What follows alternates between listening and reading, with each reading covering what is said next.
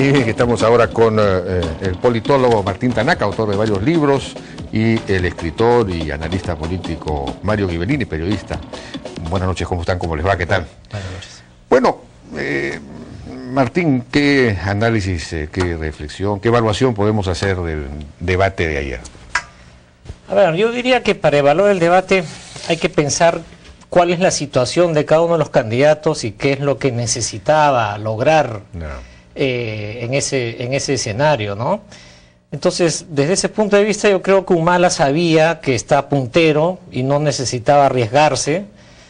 Creo que además, y por eso es que leyó y no se salió del libreto, ¿no? Y además creo que también él habría llegado a la conclusión de que la razón, bueno, de que el contexto político actual es diferente al del 2006 y que también en el 2006 él podría haber ganado probablemente la presidencia si es que hubiera tenido un discurso más moderado, ¿no? Si es que lo hubiera conquistado no solo al votante de izquierda, sino al votante de centro.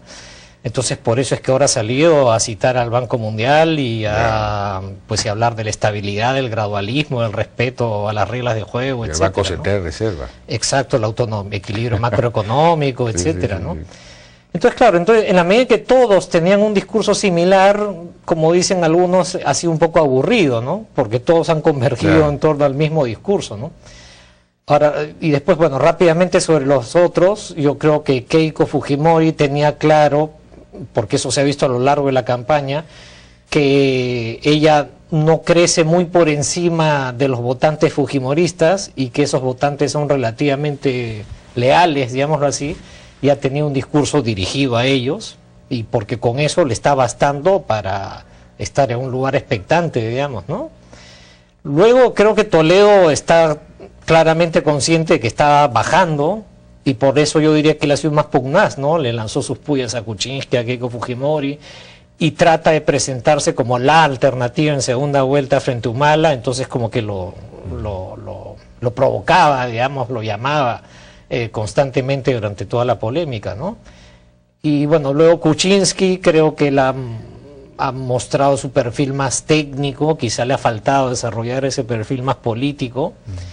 Y creo que Castañeda también era consciente de que tenía que arriesgar más, creo que arriesgó y perdió en arriesgar, digamos, ¿no? Creo que salieron a relucir también sus problemas, sus limitaciones y entonces queda ahora la pregunta de cómo se reasignarán los votos que probablemente pierda Luis Castañeda, ¿no? Mario, tu visión del... Sí, yo creo que el debate fue lo suficientemente largo, confuso y tedioso como para no haber impactado de manera importante en el electorado. Si ha impactado debe haber sido en gente sumamente politizada, que no tenía, a pesar de eso, su voto todavía definido. Pero de no ser por eso, yo no veo cómo puede haber hecho que una persona que tenía definido votar por X ahora resulte votando por Y. En cuanto al desempeño de cada una de las personas, coincido a grandes rasgos con lo que dice Martín. Toledo me impresionó, empezó muy mal con un manejo del tiempo ineficiente, porque su primera intervención terminó cuando estaba por entrar al remate y le cortaron, ¿no? Es un interruptus ahí un poco torpe de su parte, pero después en estas cosas de la cachita, de decirle Mr. Kuczynski a uno, esto lo hizo tu papá, a Keiko, estuvo más eficaz. Y tuvo un detalle cunda, digamos, mañoso, interesante, que es cuando le hace una pregunta a Castañeda, le dice, ¿usted está de acuerdo con lo que dice Humala? Es decir, aprovecha la pregunta para Castañeda, para de alguna manera además establecer una complicidad y beneficiarse con los votos de Castañeda, para que Castañeda, en lugar de caerle a él, le caiga a Humala, ¿no? Tiene problemas, sí, Toledo, con la concordancia terrible, que a mí por lo menos me saltan al oído, ya que no a la vista cuando lo escucho hablar, pero eso no creo que tenga impacto político. No sé. En el caso de Fujimori no lo tenía. En el caso de impacto, sí. Kuczynski no es... yo pensé que era un expositor más claro, no me resulta, no me lo resulta tanto. Me parece que tiene una actitud un poquito soberbia, un poco como que le entra a la cancha, que ya sabe que tiene el partido ganado. Esto de acá lo veo yo en consonancia con su eslogan yo sí sé cómo hacerlo, que implica que los otros no saben, ¿no es cierto? Y en esta pregunta que de repente dice, yo pensé que yo no era mi turno, ¿no? Tiene esta actitud de espontaneidad que debe haberle funcionado en un momento, pero que ya se está convirtiendo como en una cosa un poquito gruesa, me parece, a lo largo. Keiko estuvo bien, pero dentro de un libreto, hasta en las miradas, ¿no? El chorreo que no sirvió y tenía casi escrito ahí, ahora mira a Toledo, y lo miraba, ¿no? Pero no leyó nunca. No, pero tenía un teleprompter en la cabeza, no leyó. El único que leyó todo el rato fue Ollanta, y yo creo que eso ha sido un demérito de Ollanta, pero más importante que eso todavía el hecho de que no respondiera a determinadas preguntas. Yo creo que su falta de respuesta a esas preguntas abona el miedo que se está generando alrededor de él, porque si él calla respuestas a preguntas expresas es porque hay algo que está escondiendo, evidentemente, ¿no? Entonces, en determinada capa del voto limeño puede ser que esto sí haya surtido efecto. Castañeda, irrelevante.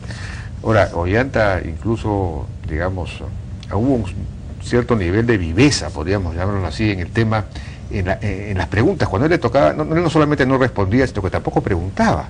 Sí. Porque él aprovechaba sus preguntas para que hablaran de él. Para hablar, para extender más, para seguir exponiendo su programa. Entonces exponía otros aspectos de su programa y le preguntaba, ¿está usted de acuerdo con esto? Sí. Eso es una viveza, ¿no? No sé, eso era... Claro. Bueno, tenemos que estar pidiendo una pausa y regresamos.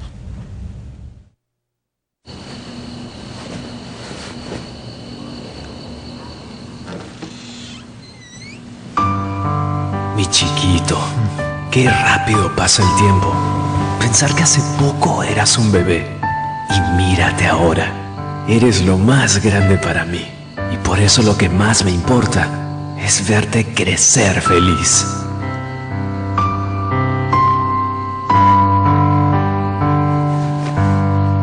Nuestros hijos tienen derecho a un país con bienestar.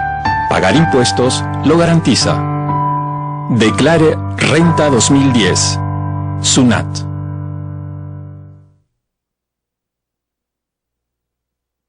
Hola, soy Ricardo Flores. A lo largo de mi carrera encontré injusticias y eso tiene que cambiar. Marca el sol y escribe el 36. Me comprometo a promover leyes que acaben con la injusticia. Marca el sol y escribe el 36. Por lo vivido, trabajaré para construir un país con justicia para ti y tu familia.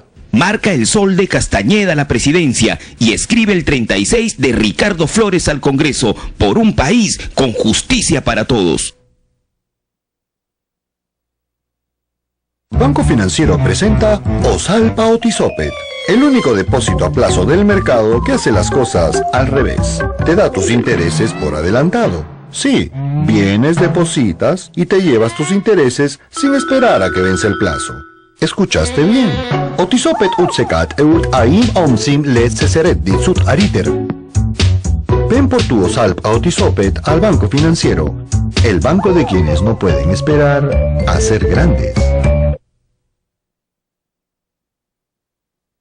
Soy Lourdes Alcorta, ustedes ya me conocen. He trabajado por el Perú y lo quiero seguir haciendo.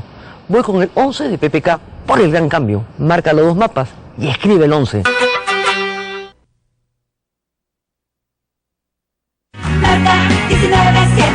Ahorra en tus llamadas de larga distancia desde teléfonos fijos y habla hasta 120 minutos por solo 7 soles a todos estos países y a todo el Perú por solo 3 soles con 90 céntimos. Americatel. El Perú está progresando gracias al esfuerzo de sus trabajadores y de sus emprendedores. Y es hora que los políticos se pongan a la altura.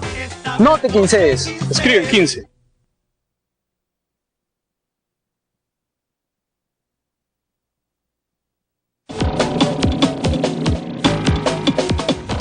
Bien, seguimos conversando entonces con Martín Tanaka y Mario Ghibellini.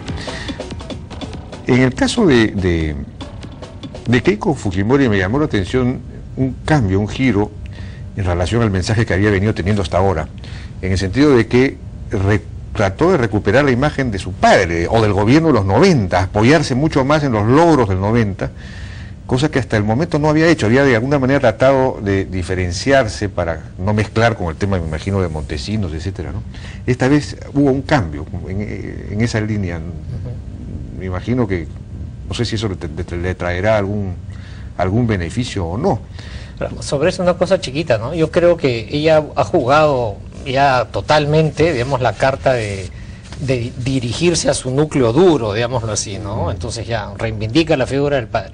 Pero otra cosa que me pareció interesante es que de todos los candidatos, ella me parece que ha tenido un perfil y un discurso mucho más dirigido a sectores populares, ¿no? A una audiencia más popular. Es más, en algún momento dice, con Ollanta Humala tengo muchas coincidencias, ¿no?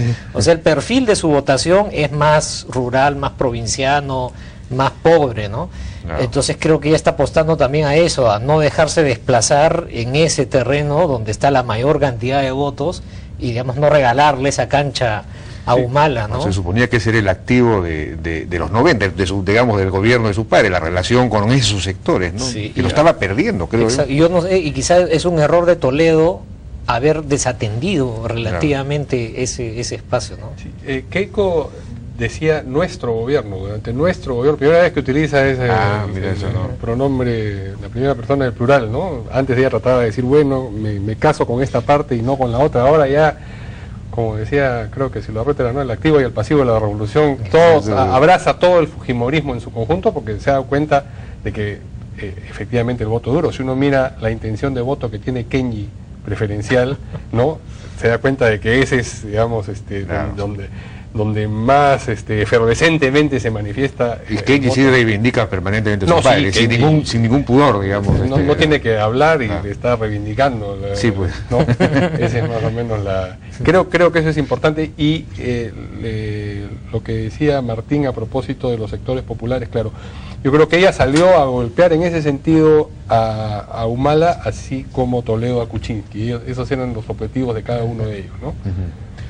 Ahora, Toledo tendrá, digamos, él salió, como bien se ha dicho acá, mucho más agresivo que los demás, ¿no? Tenía que arriesgar. ¿Tendrá éxito en estos ataques, digamos, se presentó pues efectivamente como presentó a Ollanta Humala como el gran peligro y él como el hombre que lo iba a resolver, a conjurar? ¿Le funcionará esta estrategia?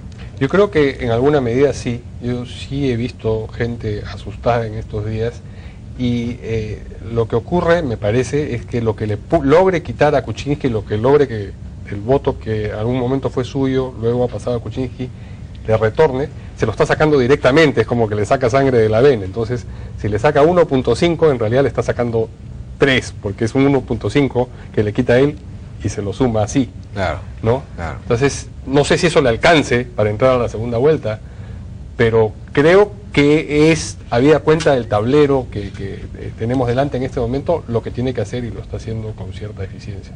Ahora, una cosa más que creo que los estrategas, digamos, de Toledo deben considerar es que, bueno, un poco lo que adelanté hace un ratito, ¿no? Que de repente, que quizá la sangría más grande de votos que estaría perdiendo Toledo es en sectores populares, donde los estaría ganando Humala, y por eso es que Humala crece con cierta rapidez y Toledo cae con cierta rapidez, ¿no?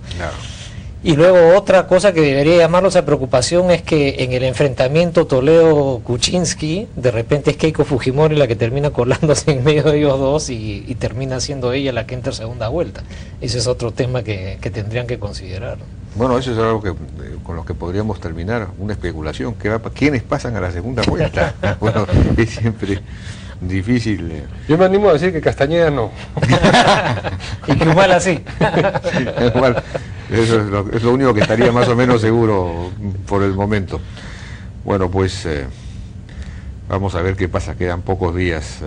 Y esperemos que el 10 sepamos quiénes van a segunda vuelta, ¿no? Sí, uy, ¿verdad? Porque si no, la facilidad de decir fraude de los personeros va a estar la palabra fraude a flor de boca durante 15 días y va a ser un problema, ¿no? Pero sí, quizás hay una pregunta que se puede hacer, claro, es muy subjetiva, ¿no? ¿Efectivamente Toledo sería la mejor alternativa frente a Humala? ¿Que mejores posibilidades tendría de ganarle? Sí. Yo creo que sí. ¿Sí?